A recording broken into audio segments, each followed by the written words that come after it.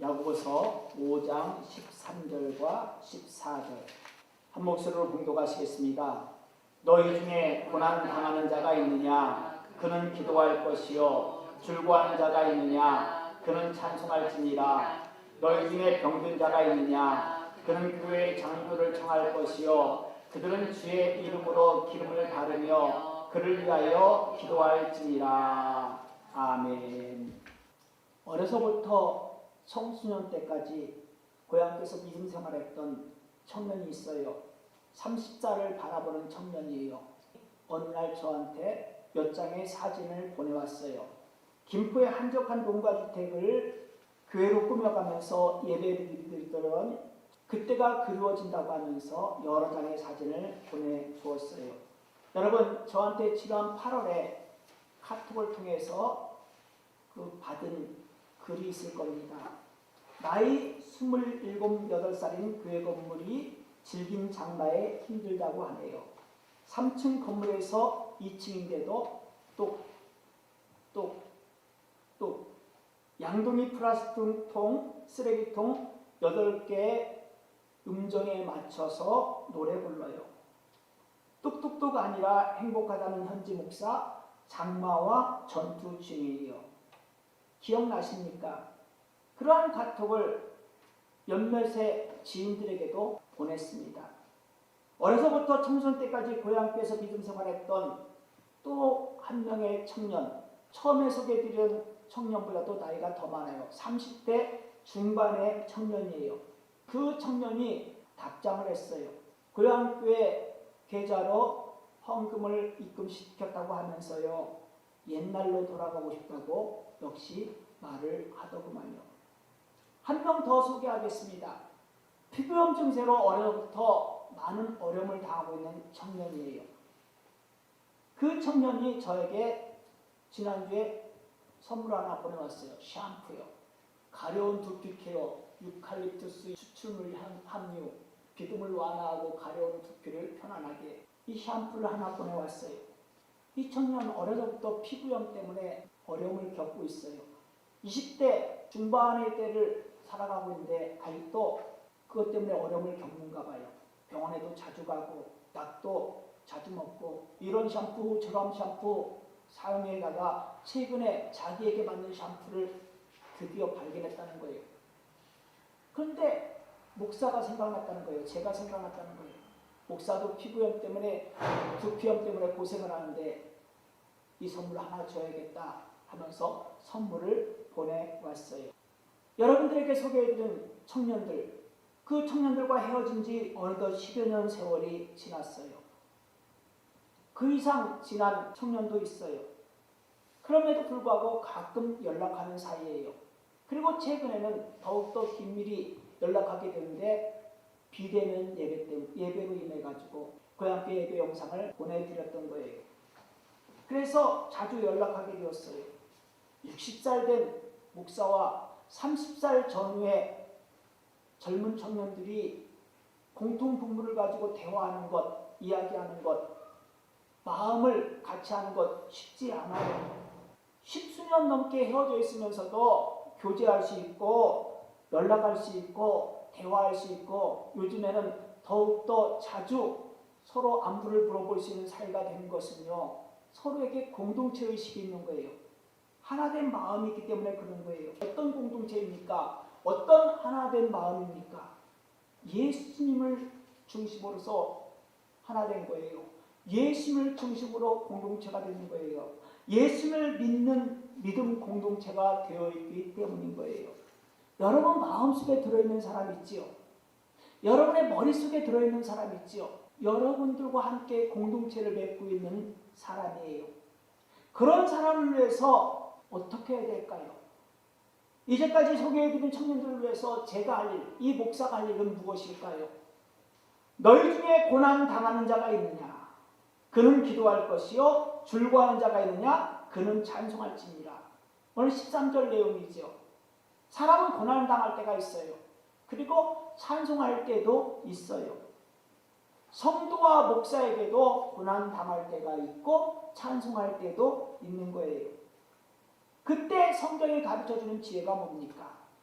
기도할 것이요 찬송할지니라입니다. 기도와 찬송이라는 반응이 나와야 되는 거예요. 하나님의 사람들은 기도하고 찬송하는 존재라고 하는 거예요. 세상살이에서 실천해야 될 것이 있다고 한다면 기도하는 것이고 찬송하는 거예요. 세상살이에서 드러낼 것이 있다고 한다면 기도하는 것이고 찬송하는 것이라고 하는 거예요. 기도하고 찬송을 하고 있다고 한다면요, 하나님이 보시기에 좋았더라라고 하는 모습을 보여주고 있는 거예요. 갖춰지고 있는 거예요. 항상 기뻐하라, 쉬지 말고 기도하라. 데살로니가전서 5장 16절과 17절의 내용이에요. 18절에서는 이것이 그리스도 예수 안에서 너희를 향하신 하나님의 뜻이니라고 또 했어요. 하나님은 예수 믿는 사람들에게 기뻐하는 것, 기도하는 것을 원하십니다. 기뻐하되 항상이에요.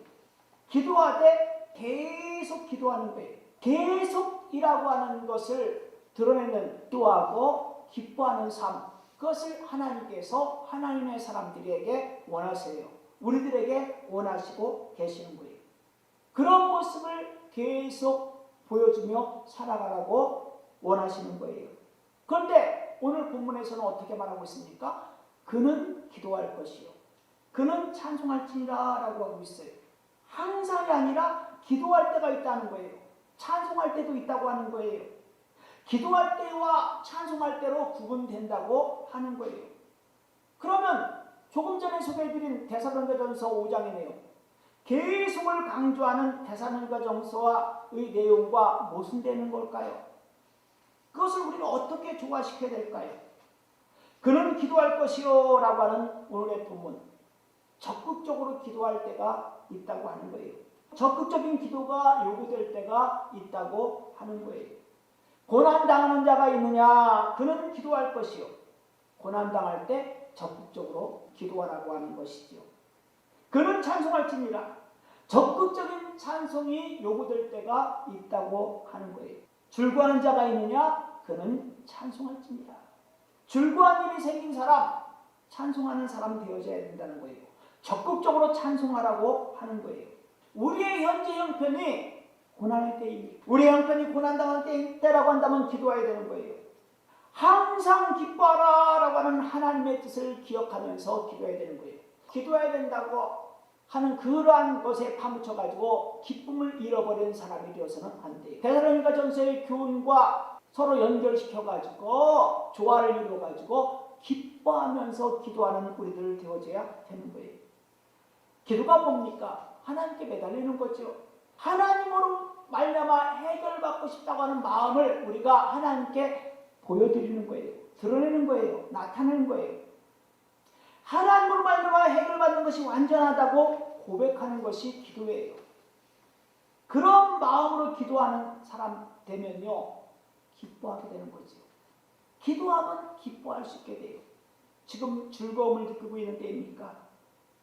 누가복음 12장을 보면요, 한 부자가 농사를 져가지고 수확을 많이 했어요. 얼마나 이 농부가 기쁘겠습니까? 행복한 마음이겠습니까? 곡식을 쌓아둘 곳이 없어요.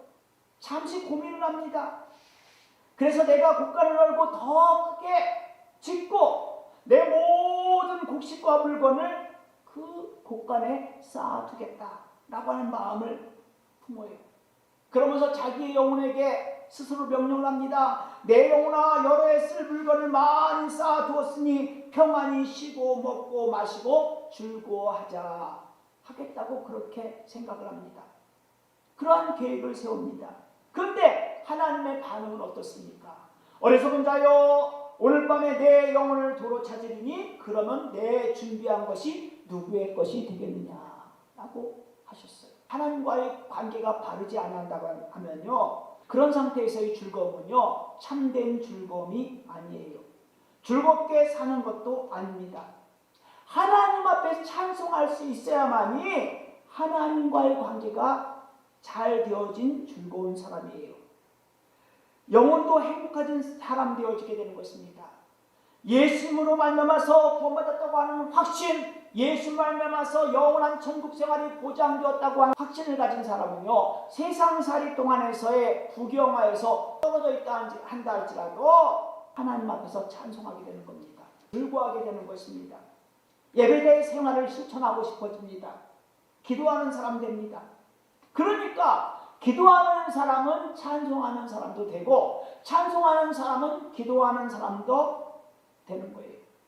그래서 항상 기뻐하라, 쉬지 말고 기도하라고 하는 하나님의 뜻을 따르게 되지요. 하나님 앞에서 살아있다는 증거로 기도의 호흡, 찬송의 호흡을 할 수 있게 되는 거예요. 하나님과의 자연스러운 대화를 할 수 있는 거예요. 영혼의 대화를 할 수 있는 거예요. 기도하고 찬송하면서 하나님을 기쁘시게 할 수 있게 되는 거예요.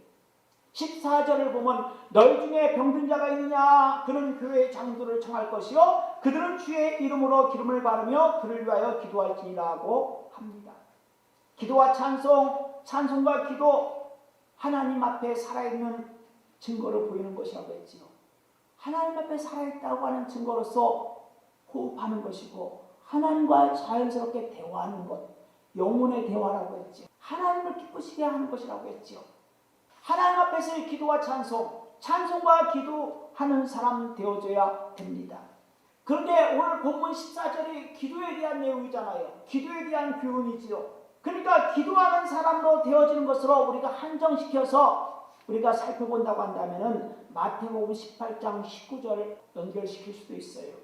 너희 중에 두 사람이 땅에서 합심하여 무엇인지 구하면 하늘에 계신 내 아버지께서 그들을 위하여 이루게 하시리라. 두세 사람이 내 이름으로 모인 곳에는 나도 그들 중에 있느니라 라고 하는 마태복음 18장의 내용이에요. 혼자 기도하는 것도 좋지요. 마태복음에서 요구하는 내용은 혼자 기도하는 것보다도 더 많은 사람들이 기도할 때 하나님께서 기뻐하신다고 하는 거예요. 하나님의 응답이 더 빨라질 수도 있다고 하는 거예요. 혼자 기도하는 것보다도 더 많은 사람들이 마음 합쳐서 기도할 때 하나님을 더욱 크게 감동시킬 수 있다고 하는 거예요. 성도에게 필요한 자세는 기본적으로 자신의 문제를 위해서 자신이 기도하는 것이죠.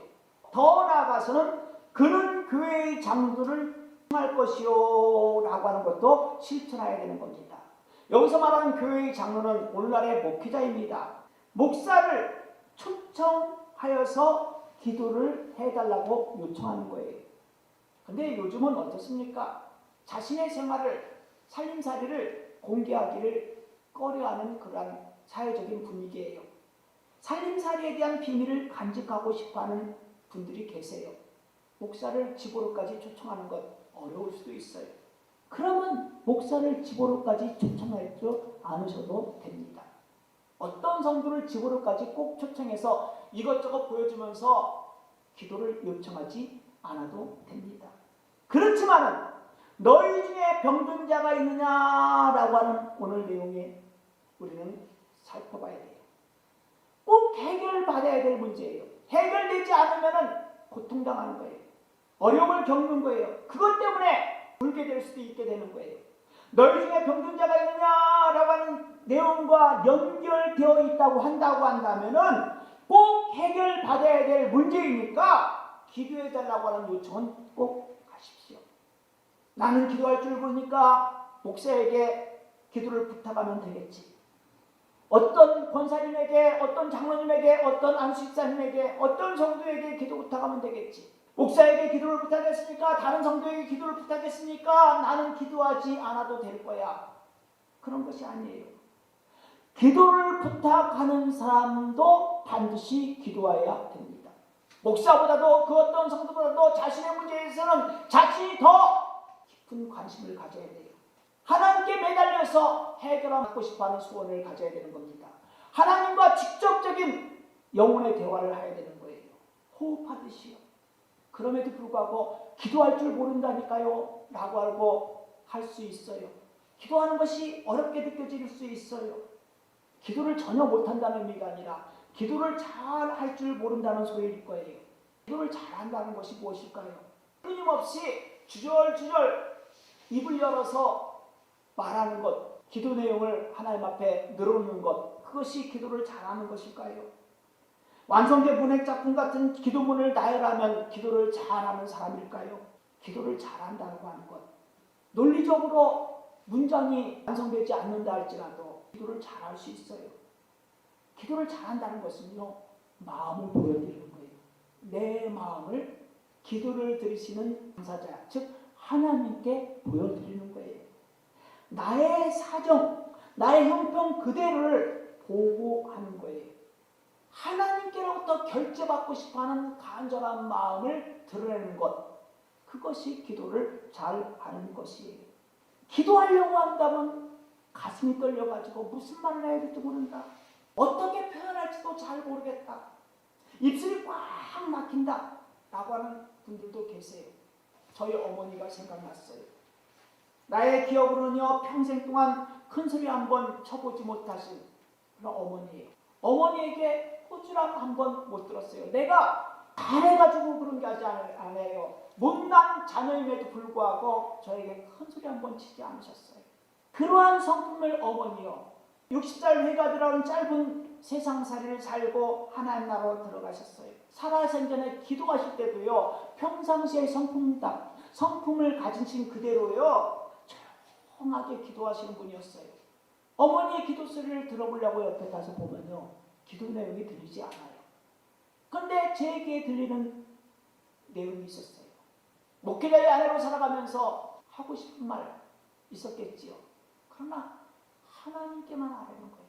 그러면서 기도하면서도 겉으로 내뱉지 못하고요, 속으로만 마음으로만 기도하는 거예요.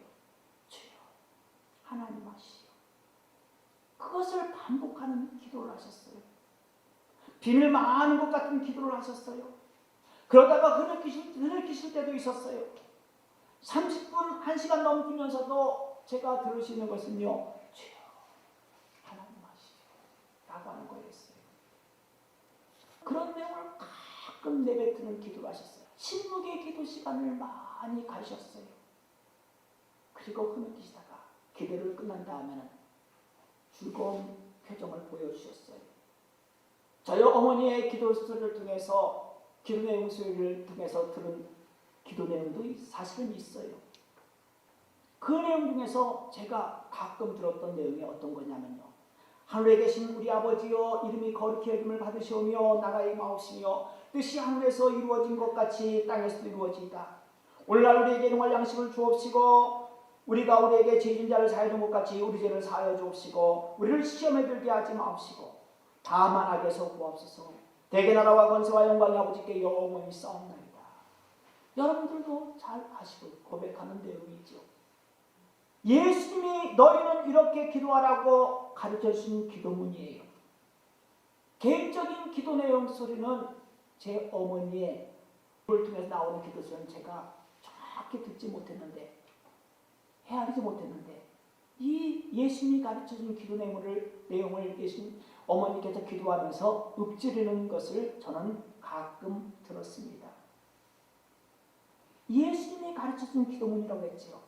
기도의 모범 내용을 담으셔서 가르쳐 주신 예수님의 기도문이에요. 그러한 예수님의 기도문보다도 더 멋진 기도문을 작성할 사람이 누구 있을까요? 하나님의 마음을 꿰뚫어 보시는 예수님의 기도문보다도, 하나님의 뜻을 완전히 성취시키기 위해서 세상에 오신 예수님, 사람의 문제를 완전히 해결시키기 위해서 세상에 오신 그 예수님의 기도문보다도 더 완전하게 기도할 수 있는 사람은 누구일까요? 그러한 기도문을 작성할 수 있는 사람은 누구일까요? 그런 사람이 있을까요?